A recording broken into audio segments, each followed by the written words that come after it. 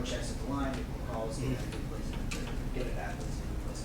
How has that operation been in future games, live action? Yeah, it's been good. Obviously, we want to, really getting good plays when we can, right, or getting good protections, and I think, obviously being year 2 of the system now, right, going through a whole off season as the guy, going into games, him understanding, okay, hey, when I get this look, this is what we're trying to do. Hey, we want to check to this run against this front, or we want to check to this pass, right? So, or this protection, so we can make sure we pick it up and be in a better situation to help the line out, right? And I think he's been doing a great job of understanding that, and it takes a lot. It makes it a lot easier on me to call plays because I don't have to worry about that stuff as much, right? Because he knows exactly what I'm thinking to do those things. So, that's been a big blessing, and he's taken ownership of that, which I like. Do you find that it's essentially maybe in every play? Like, how frequently does he get to the line and say, "Oh, I'm going to change the protection"? It just depends. It depends on who we're playing and the situation. He has the freedom. I give the quarterbacks a lot of freedom in practice. I tell them, if you're going to mess up in practice, right? If you're going to change a route or change a protection or change a play, do it in practice a bunch, and then I'll coach off of it, right, in the meeting room, and why this was a good check, this wasn't a good check, and so we can know the reasons why we want to do things and not do things. So, he has a lot of freedom to, change to a protection or change to what we're looking for in the run game, or hey, if we're getting a certain single route, he can change it, and I think you have to do that, with the way college football is becoming. It's the NFL, and offensively, it's always been kind of the college is trickling to the NFL, right? I kind of believe that the NFL on defense is trickling more to college, to take away more of the RPOs and passing game. So, you got to be able to get into good plays, and your quarterback's got to be able to understand, what you're looking at, and I think that really helps. For as effective as Eli has been, just what have the conversations with him been like, just looking at the interceptions both in week 1 and week 2, just how he can learn from those and just to avoid that and grow from it in the future? Yeah, obviously, those are preventable plays, like those are plays that's my job to coach off of. Right, the first one. He picked the right side of the field. He just didn't throw it. We had the running back and the stick open, and he went backside late, which you can't do, right? You never want to not see what's going on the backside, and that's one of those plays as a quarterback that he knew exactly when he came off the field what happened. It wasn't one like, oh shoot, he knew exactly what he did wrong. And the same thing last week. He steps up to run, and he can make throws on the move. He's been doing a great job of that, right? Making throws on the move, and I'm always on him about, hey man, like when you make a decision, because that's when he's playing at a really high level. It's when, hey, he's just running right now, or hey, he's stepping up to throw. You know what I'm saying? And that's just a learning process. And I think for him, for him to come off the field and know exactly, what he should have done, it just makes us so much easier to move forward to the next play. And I think another thing that's been good about him this year is that when things have maybe didn't work out the way we wanted, and it could be an incompletion or something like that, right? He's done a great job just moving on to the next play and the next drive. Does that make sense? And I think that shows growth and just growing up and kind of being more mature and understand that, listen, football is an up and down game, right? There's going to be some drives where, we might score 3 or 4 drives in a row, and then we might have a couple of lapses, right? But, hey, how do we now handle the next drive, which I thought we did the last game. The game got close, and then we made a play when we needed to and then broke it back open again. So just having that type of confidence and mentality. Kade, have you been pleased with the offensive line's ability to open up lanes for the running backs? Yeah, I believe that we've done a pretty dang good job of getting on guys. The first game is always hard because you haven't seen any film from this year, and so many transfers, you really don't know who people have. We created a couple explosives. We're averaging over, I think 5 a carry right now, which is really good in the country when it comes to yards per carry. I think in the ACC, for us run the ball, we want to be explosive, right? And we're going to take what the defense gives us, Now, last game, I think, just being honest, I think there was a couple times that we blocked our butts off up front, and a couple times the running backs got tackled one-on-one. There's like 3 or 4 plays where they got to make a play too, Instead of that run being a 5-yard game, it could have been an explosive run, So, because we believe that if we get the running backs on the safeties, or like we did the first game with Dez, right? He went 70, right? So, we want guys that can make those guys miss, and we can't, we get them on that second, third level, they got to make big plays. But, the O-lines, I think, is doing a heck of a job. Another thing is like, we're going to, like I said, take what the defense gives us. I think the hitch route that Poppy caught, was a run play that we called, but it was an RPO. And if the Sam stays out the box, I mean, if you watch that film, the left side we caved that thing in, man. I mean, the tackle on the left and the tight end, I mean, we murdered the backside of that play. If the Sam stays out the box, that ball screams down the hatch it would have been an explosive run. But instead, we had thrown it out there to the hitch. He makes the guy miss an explosive pass, So, we're going to keep trying to take what the defense gives us. And you play a light box, a little bit what happened last year at the end of the season. Hey, we're going to run the ball at you, and we're going to be okay with those 4 or 5 yards. You know what I'm saying? And then hopefully we can break a couple. So that's kind of been our mentality, and I think our line's doing a good job of that. On the 4th and 1 where Eli took the pass that was incomplete to Coffee, were you comfortable with him throwing there, or do you think he should have ran? Because he said he felt like he just needed to make the throw. I think it just comes down to making a decision. We had the right call. I'm the type of guy who.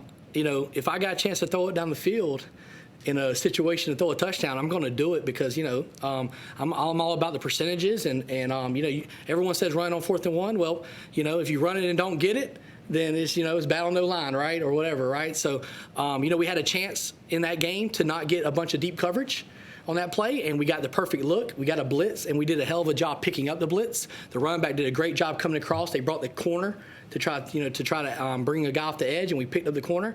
And we had 3 guys running vertical, and I want to just see him obviously stand in there and throw it, right? But if you're going to run, then go run, right? I feel like he went to run, then went to throw, and I can't. You got to make a decision, right? Either throw it or run it. And I think if he would have done those things, I think that play would have been better. But the great thing about him is that he knew when he came off the field, right? I either got to throw it or I got to run it, and that's what we've been preaching, right? Just make a fast decision, and I can live with that. You had 2 tight ends catch touchdowns on Saturday. Eli said that's the first time he threw a touchdown to a tight end in his career. How comfortable do you feel with the 4 tight ends, or with even ultimately the 4 tight ends that you have to use them in those type of scenarios in the red zone? Yeah, obviously, for me, I think that room's got a really high football IQ. Just as a group, man. I think our tight ends, they all understand the system. A couple of them been in the system for now 2 years, and it kind of helps, when you got Jake and Malachi and Altsman, that's 3 guys that have been in the system now for a whole year. So when a transfer comes in, they're not just learning from the coaches, they're learning from the guys in the room, right? Think about last year, everybody was new at that position. So, it makes it a little bit harder to do more. But also, for me, I just kind of, I'm a game planner, it ain't about throwing it to the tight end or throwing it to the receiver or throwing it to the running back. It's kind of like whatever we can do that game to score a bunch of points and score touchdowns in the red zone. I pride myself in being good in the red zone because I tell our kids all the time, if we're going to drive that ball all the way down the field and do all that work, right? And run the ball and be physical and the line's tired and we're grinding that ball down the field, then we got to dang score touchdowns, right? We don't need to kick field goals. And so we really pride ourselves on scoring touchdowns down there. And whatever that situation is of who can get the ball, then, hey, we're going to try to get that guy the ball and try to make it as easy as possible with less reads and try to get guys open so, we can get some easy touchdowns because it's hard to throw the ball down there. When that end zone, when that red zone streaks, it's hard. You have the back of the end zone, which is kind of out of bounds, right? So the defense has an extra defender back there, right? Because you can't run deep down the field when you're in the red zone. So, we want to be able to attack people down there. And, hey, this year also we've been great. Just like last year, we were great in the goal line running the football. I mean, we've been running it inside the 3-yard line and scoring points. So, we got to be able to do that, too, and be physical. Randy Bates described his defense to us yesterday as an unfinished product in 2 games. Just curious how you're feeling about the offense through 2 games. And, in other words, what would constitute a finished product on offense in your eyes, and how close do you feel like your unit is to being a finished product? I mean, ACC champ. We should be. I mean, to me, that's being an ACC championship game, right? Like, there's no finished product. I believe, just everything we're preaching every week about getting better every week, right? Like, are we getting better from week 1 to week 2? Are we getting better from week 3 to week 4? Like, we're not coming out to just get through practice. I feel like that's something I believe in. I'm a young guy, but I kind of have an old school mentality because my dad. But I believe in, we're never going to be a finished product until the end of the season. I feel like our guys have to come out every week to get better. Because if we don't get better, that's how you lose a game that you're not supposed to lose.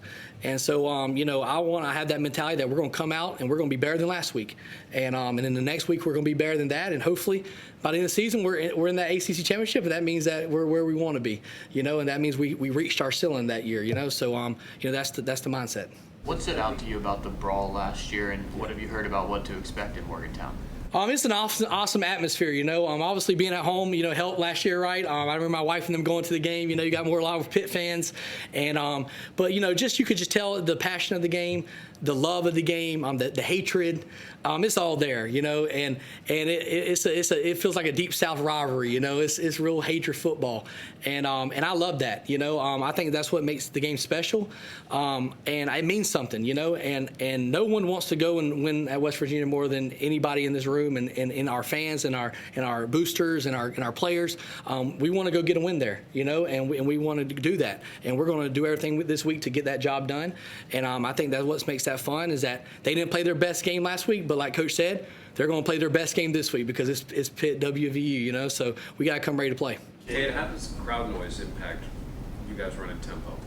I think I think it matters. I really believe that. We got to be really focused. We got to have great communication. It's going to be on the road. Cincinnati was pretty loud last year when we played over there. Obviously I've heard West Virginia. I've never played there, so I've heard it's really loud.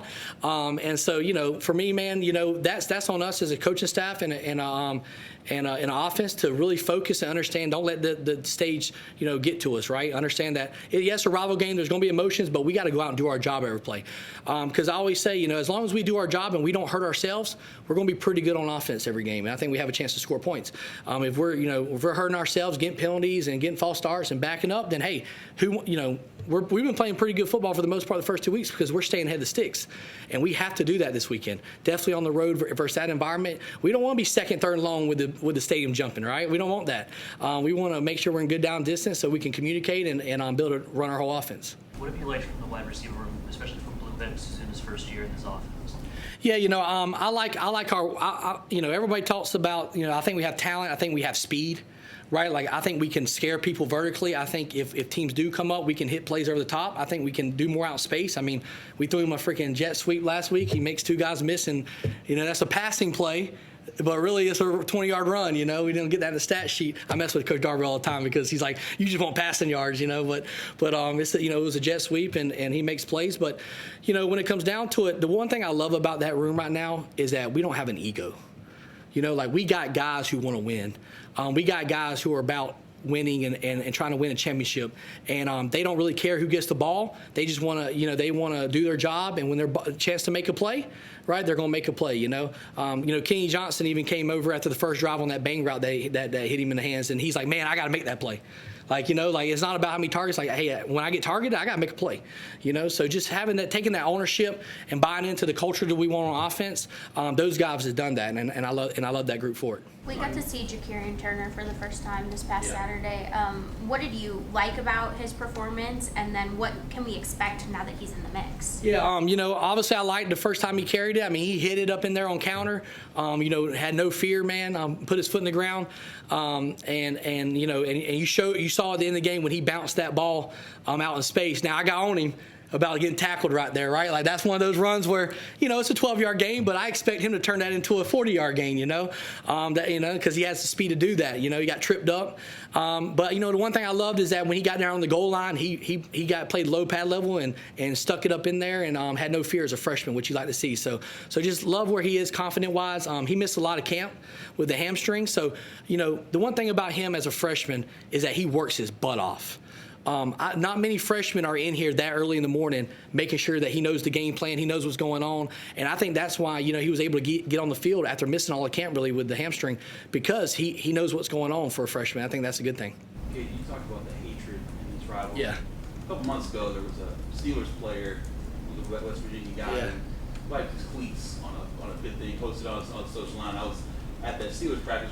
Quite a few of your guys were out there. Yeah, I was about to say that. Is that something you guys have brought up at all this week? Listen, man, I remember when it happened, it was a big thing, and our players were out there talking and trying to get him going. But, when it comes down to it, we know how big the game is. We know that it matters. I love that our kids right now, man, they're focused on doing their job. They're focused on having a great week of practice. We're just going out there to play the game and play our best, right? Because, we still haven't played our best as a whole team, and we want to go do that, and so I think we had the right mindset, and this team is not worried about all the hoopla and all the stuff that's happened. We're worried about going out and just playing good football and doing our job. In terms of Eli, last year, I felt like you covered him So there were times he would kind of lock in on something that you really wanted to hit in your offense. Yeah. And it would take him some time to like get off of that once it wasn't there. How has he been at that this year, as far as maybe just taking what's there and what's available, and you coaching him to see that? Yeah, and I think that's obviously the growth of the system, right? Like when you get pushed into the starting role, and your first week with the ones is the week of the game, and it's a new system, and usually the first two reads, right? But when and that was the thing that we really preached in the season last year, is like, hey, when we start getting all these different coverages and different looks, like we have to have our answers. And I think this offseason he's done a hell of a job, obviously getting back really healthy, but just understand the system, and hey, when I do get the wrong coverage or I do get this blitz, where are my answers? Whether it's protection or whether it's the check downs or whether it's the hot. Does it make sense? And that's why I feel like, we have only given up 2 sacks, because we're getting the ball out faster and we're playing faster and we're helping the line out some, and that's what the quarterback's got to do. He's got to know where his answers are at, and it's my job to make sure that he knows where they're at and just trust the system, right? Like this is a quarterback friendly system, and we have a lot of answers, and we practice throwing it more than probably anybody in the country, because I believe if you can't throw the ball on 1st and 10 or 2nd and 10 versus a great defense, then you're not going to be successful, because you want to be able to do both. You got to be balanced. And so, going into year 2, that's one thing that he's really taken ownership of, is doing those things, and that's what makes us a lot better. Last one, Stephen. You talked earlier about want to get better every week, but through 2 weeks, do you feel like as a unit, the offense is where you expected, or where you hoped? Say that again, sorry. Do you feel like the offense is where you hoped or expected they would be at this point in the season? I guess, yeah. I mean, no, I have a high expectation. I feel like we need to get better every week. My expectation every week is to score 50 points. That's the mentality. Like I said, the one year I won a national championship and didn't lose a game at Valdosta State, we averaged 52 a game. And we went 14-0. Why? Because we scored a bunch of points and people couldn't keep up. So, now some of it depends on plays, right? Like we've played probably some of the less snaps per game in the country the first 2 games. I think we played 60-something plays week 1, and we only played like 57, 58 plays last game, I think. So now that also means that we've been explosive. We're creating more bigger plays. I feel like there's always room to improve. Yeah, we scored, I think, 6 or 7 or 6 out of 9 drives last game or whatever it was, touchdowns. But shoot, why not score 50-something, 60-something? I always get on our guys every week. Guys, we left 3 touchdowns on the field. I'm not happy with scoring 45 or even scoring the week before. I feel like there's a couple drives that we can always get better, and we should have finished those drives, or we should have gained the first down and kept that drive alive, right? So my expectations is to try to be the best we can be and score every drive. Okay, thank you. Thanks, Kade. I appreciate y'all.